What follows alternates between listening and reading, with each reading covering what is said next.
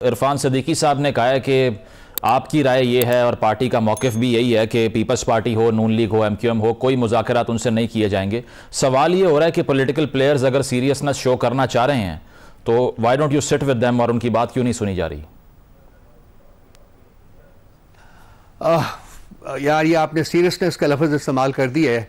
अगर ये सीरियस हैं तो ये जो इन्होंने मैंडेट चुराया हुआ है उसको छोड़ क्यों नहीं देते?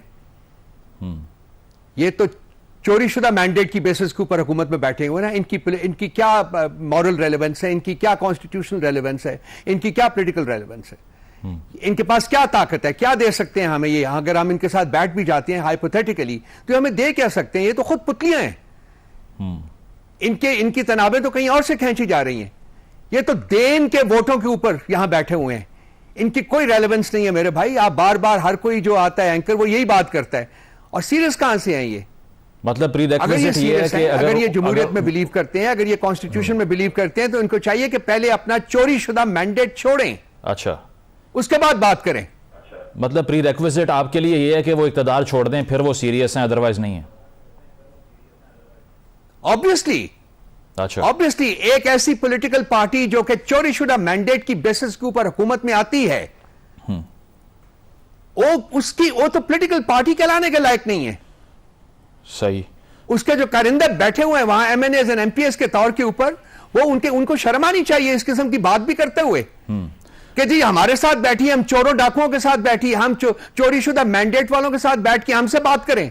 लेकिन शिबली फराज साहब ने कहा कि पैरामीटर्स तय कर लें और उसके बाद बात हो सकती है, तो उनकी तो इतनी हार्डलाइन राय नहीं है जो आपकी। पैरामीटर्स तय करने की बात और है, पैरामीटर्स तय करने की बात और है। पहले ये अपनी कॉन्स्टिट्यूशनल एंड लीगल रेलेवेंस बताएं, जो कि असेंबलीज के अंदर बैठ के इनकी नहीं बन सकती, वो असेंबली से बाहर बनती है। पहले असेंबली से बाहर निकलें, रिजाइन करें अपनी सीटें जो चोरी शुदा हैं, उसके बाद बात होगी इनके साथ। फिलहाल तो हामिद रजा साहब आपको मशवरा दे रहे हैं कि असेंबली से बाहर निकल जाएं। जी, हामिद रजा साहब से मेरी बात हुई है। वो एक उनका नुक्ता नजर है, हम उनको बहुत अहमियत देते हैं। वो देखेंगे, हम पॉलिटिकल जो एहतजाज है वो तो हमारा कॉन्स्टिट्यूशनल हक है और वो आईनी हक है, और वो हमने शुरू किया हुआ है। और जलसे जुलूस सब शुरू हो गए हैं और वो होते रहेंगे। अब देखेंगे कि बात किस तरफ बढ़ती है, कैसे आगे बढ़ती है, किस स्पीड से आगे बढ़ती है, कोई प्रोग्रेस होती है कि नहीं होती है। तो उन तमाम चीजों की बेसिस के ऊपर हम अपनी स्ट्रैटेजी जो है, अपनी अप्रोच जो है, उसको चेंज करते रहेंगे। तो इस्तीफे देना is one of the possibilities, या फिर इस पर कोई गौर नहीं हो रहा? देखिए, हमारा इस वक्त कोई ये ऐसी कोई ऑप्शन नहीं है जो कि हम कंसिडर कर रहे हैं या ये ऑप्शन है। लेकिन देखिए, पॉलिटिकल पार्टी के लिए देखना है कि हमें इंसाफ मिलता है कि नहीं मिलता। ठीक है, हमने हर रास्ता अपनाया हुआ है। हम पार्लियामेंट के अंदर बैठे हुए हैं, अपना रोल प्ले कर रहे हैं। हमने जो हमारे जो लीगल ऑप्शंस हैं उनको भी एक्सरसाइज कर रहे हैं। उसके अलावा हमने अब एहतजाज जो है, पुरअमन एहतजाज की सियासत जो है वो भी, उसको भी आगाज कर दिया है। लेकिन अनफॉर्चुनेटली लग ये रहा है कि हमें जो पार्लियामेंट के अंदर से या जुडिशरी के जो इलेक्शन कमीशन या जुडिशरी से इंसाफ मिलने की कोई तवक्को नहीं है। और अगर ऐसी सिचुएशन डेवलप होती है जहां की हमारी पिटिशंस के ऊपर फैसले नहीं किए जाते और इंसाफ और आइन के तकाजों के मुताबिक फैसले नहीं होते, तो फिर हमें देखना पड़ेगा कि हमारी बाकी ऑप्शंस क्या हैं। पार्लियामेंट और जुडिशरी से आपको भी कंसीडर कर लेंगे, और भी चीजें जो हैं, और भी बहुत सारी ऑप्शंस हैं, उनको भी कंसीडर कर लेंगे। पार्लियामान से, अदलिया से आपको इंसाफ मिलने की उम्मीद नहीं है, लेकिन आपकी सारी ग्रीवेंस एस्टैब्लिशमेंट से थी कि हमारे साथ नाइंसाफी तो की, वहां से गई है। उनसे बात करने के लिए आप अगर तैयार हैं तो उनसे इंसाफ की कैसे उम्मीद पैदा हो गई? आज खान साहब ने जेल में थे तो उन्होंने सहाफियों से गुफ्तगू करते हुए बताइए कि हमारा किसी किस्म का कोई एंगेजमेंट नहीं है, और अगर कोई एंगेजमेंट की पॉसिबिलिटी होगी तो वो खुद उसका पब्लिक में ऐलान करेंगे।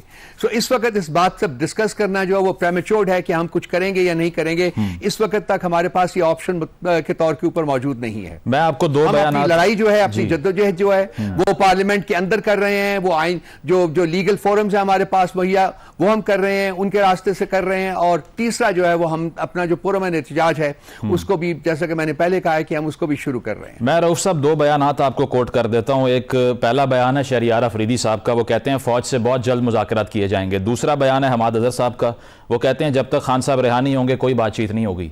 इन दोनों में से कौन सा ठीक है? देखिए शहरियार अफरीदी साहब से भी आज सुबह तशरीफ लाए थे, वो उनसे भी बातचीत हुई है, उन्होंने उसका एक एक्सप्लेनेटरी बयान भी जारी कर दिया था। उनका जो कहना यही है, और वो कहते टू द एक्सटेंट कि जी ये रियलिटी है कि ये तो मोरे हैं, इनके साथ बात करके इंसान क्या लेगा, ये दे क्या सकते हैं आपको, और जो ताकत का मंबा है वो तो एस्टैब्लिशमेंट है। So at the end of the day अगर कभी किसी स्टेज के ऊपर बात होगी तो वो फिर उन्हीं से ही होगी जिनके पास ताकत है, ताकि उनको परसुएट किया जा सके कि वो अपना रोल जो है वो आइन और कानून के तकाजों के मुताबिक प्ले करें, और ये कि उनका कोई पॉलिटिकल रोल नहीं है। तो जहां तक रहा बाकी जो हमाद अजहर साहब है, वो स्टेटमेंट बिल्कुल ठीक है, और ये स्टेटमेंट यही चीज आज खान साहब ने खुद भी मीडिया से बात करते हुए कही है कि हमारा उनके साथ कोई राब्ता नहीं है और ना ही इस वक्त हम उसका सोच रहे हैं। अगर किसी स्टेज के ऊपर उनके साथ कोई राब्ता होता है या कोई डायलॉग शुरू होता है तो वह हम पब्लिक डोमेन में, वो खुद खान साहब ने कहा है कि मैं खुद बताऊंगा, खुद बयान करूंगा। रऊफ साहब, ये जो एंटी एस्टैब्लिशमेंट तहरीकें होती हैं पाकिस्तान की तारीख में भी चली हैं, उनका एक खासा ये होता है कि वो ताकत का मंबा जो है वो उसको चेंज करने की स्ट्रगल होती है।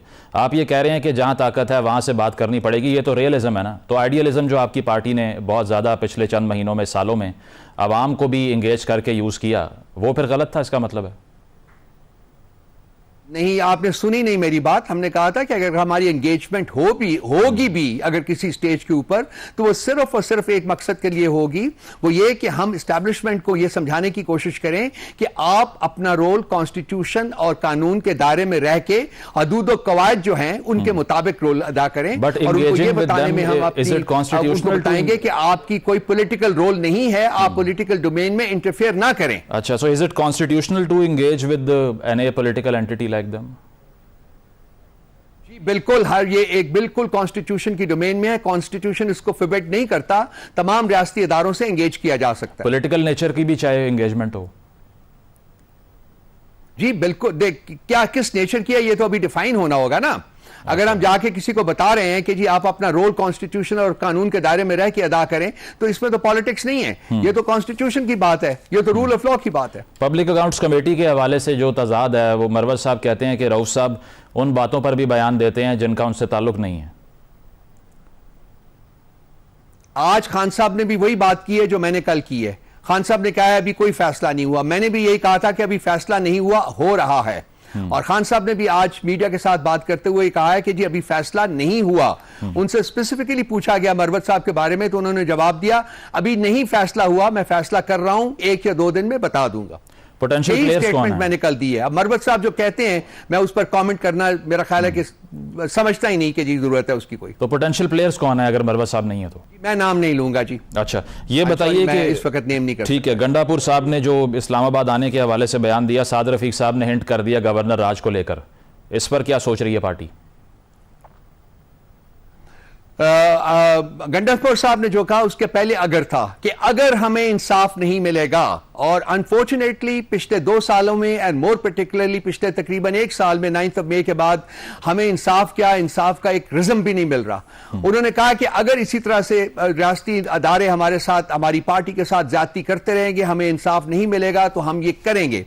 टू दैट एक्सटेंट आज खान साहब ने भी इसके ऊपर कमेंट किया कि उन्होंने ठीक कहा है, अगर इंसाफ नहीं मिलता तो पॉलिटिकल पार्टी के पास क्या ऑप्शन रह जाता है? क्या हम बैठे रहें इंसाफ के इंतजार में 10 साल, 20 साल, 30 साल, 40 साल? नहीं, ऐसा नहीं होगा। मैंने पहले भी आपको कहा है कि हम पुरअमन एहतजाज की ऑप्शन जो है उसको एक्सरसाइज करना हमने शुरू कर दिया है। So to that extent, within the context of it being a political statement, I think उन्होंने जो कुछ कहा है वो बिल्कुल ठीक कहा।